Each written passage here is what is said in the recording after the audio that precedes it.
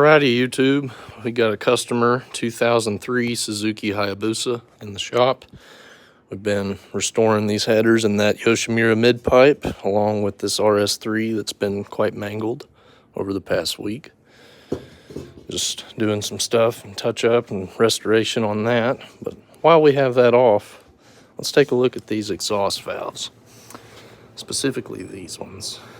Or that one's not there anymore, but that one. Pretty shot.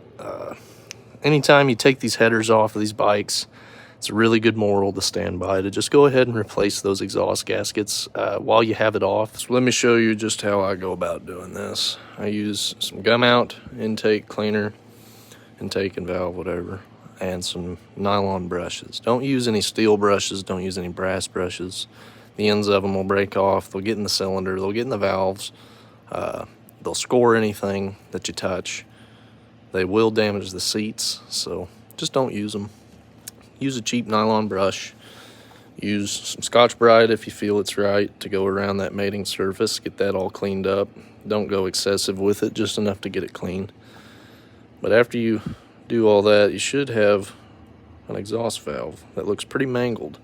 Once you get it out with a screwdriver, which this one I've gone ahead and slightly modified here, and I put a little tip on it, and I've taken the edges off the sides so that we don't do any scoring at all. And you just want to get inside of that mating surface there and just pop it off and move your way up and around, and then you can take your finger and go right around it and pop it right.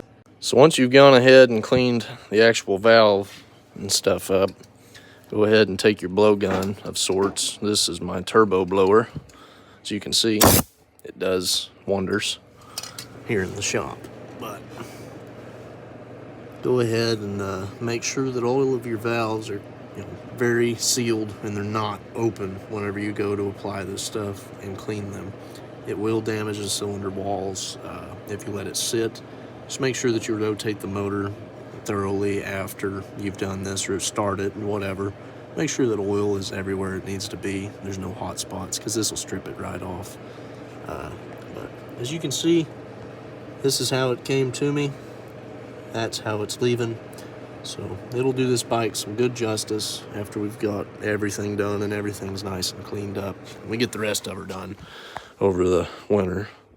But thanks for joining me. This is Neale's Speed Shop, clocking out.